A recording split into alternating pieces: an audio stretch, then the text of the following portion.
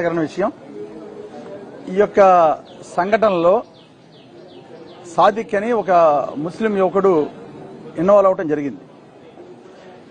ఆ సాదిక్ ఖాన్ ఉన్న అబ్బాయి నేను ఎమ్మెల్యేగా ఉన్నప్పుడు ఒక రైఫిల్ ఇన్స్టిట్యూట్ పెడుతున్నాను అని చెబితే 2023 ఫిబ్రవరి 14న నేను ఆ రైఫిల్ ఇన్స్టిట్యూట్ ఇనాగ్రేషన్కి వెళ్ళటం జరిగింది. నాతో పాటు ఆ రోజు ఉన్నటువంటి వైఎస్ఆర్ పార్టీ నాయకులు, అధికారం ఉన్న నాయకులు అందరూ కూడా రావడం జరిగింది. ఓపెన్ చేశాం. ఇనాగ్రేట్ చేసిన తర్వాత అందులో భాగంగా నాకు షాల్వా కప్పి ఒక ఫోటో తీసుకోవడం కూడా జరిగింది.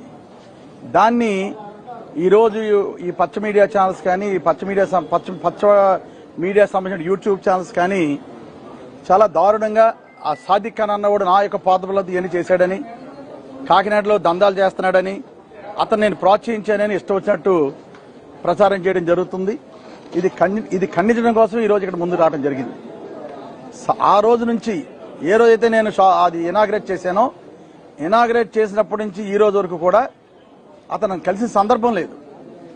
ఒక్కసారి కలిసి ఇనాగ్రేట్ చేసినప్పుడు ఫోటో తీయించుకుని దాన్ని ఇంత దారుణంగా ప్రచారం చేయడం కరెక్ట్ కాదని సందర్భంగా తెలియజేసుకుంటూ, ఇప్పటికన్నా కూడా దొంగ ప్రచారాలు మానేయండి. కనుక నిజాయితీగా నిబద్ధతగా ఉండి ఏది నిజమో అది చెప్పండి.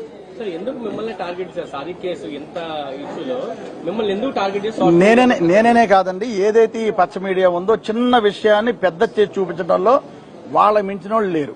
త్వరలోనే అన్ని విషయాలు విత్ ఆధారాలతో ప్రభుత్వం యొక్క వైఫల్యాన్ని త్వరలోనే అన్ని పెడతాను. అందుకనే నేను ఈ రోజు లాస్ట్ 2.5 years నుంచి కూడా మౌనంగా ఉండడానికి కారణం అదే. ప్రభుత్వాన్ని ఎన్నుకున్నారు, ప్రభుత్వం ఏ విధమైన పనులు చేస్తుందో చూసి దాని మీద స్పందించాలని ఆగాను.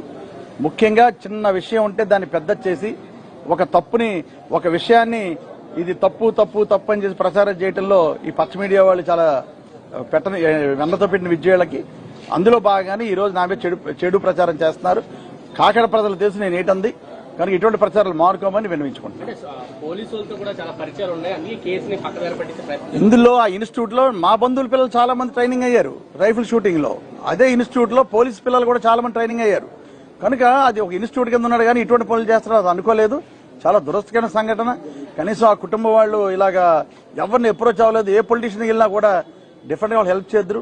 బ్యాడ్ లక్ వాళ్ళు ఎవరిని, ఏ పొలిటీషియన్ కూడా, ఏ పార్టీ వాళ్ళని, ఏ పొలిటీషియన్ కూడా వాళ్ళు సంప్రదించకపోవడం నిజంగా బాధాకరమైన విషయం.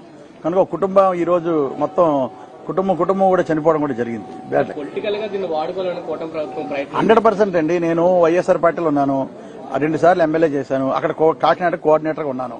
నన్ను బ్యాట్ చేయాలని ఒక దుష్ప్రచారంతో, ఇదే కాదు నేనే కాదు, ఈ రోజు వైఎస్ఆర్ పార్టీలో ఉన్న చాలా మంది నాయకుల మీద లేనిపోని ఎన్ని పెట్టి దుష్ప్రచారాలు చేయడంలో ఈ పచ్చ మీడియా వాళ్ళకి వెన్నతో పెట్టిన విద్య అలాగే చేస్తున్నారు.